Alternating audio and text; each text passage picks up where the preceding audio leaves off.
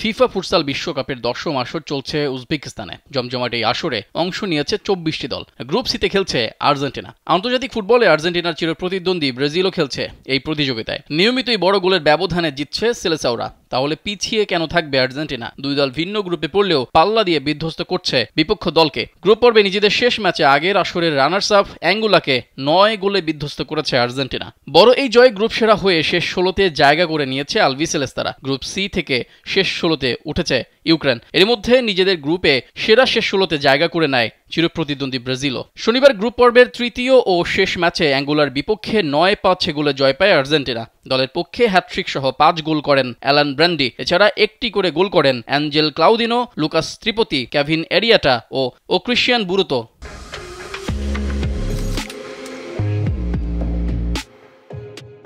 Angular হয়ে hat trick করেন জো, আর একটি গোল করেন অ্যাডিডেটো। অপর গোলটি আসে আত্মঘাতী থেকে। আগামী 26 সেপ্টেম্বর থেকে শুরু হবে দ্বিতীয় রাউন্ডের খেলা। 27 সেপ্টেম্বর শেষ 16 লড়াইয়ে নামবে আর্জেন্টিনা। ফুটসাল বিশ্বকাপে একবার শিরোপা জিতেছে তারা। সবশেষ শিরোপা ঘরে তোলে 2016 সালে।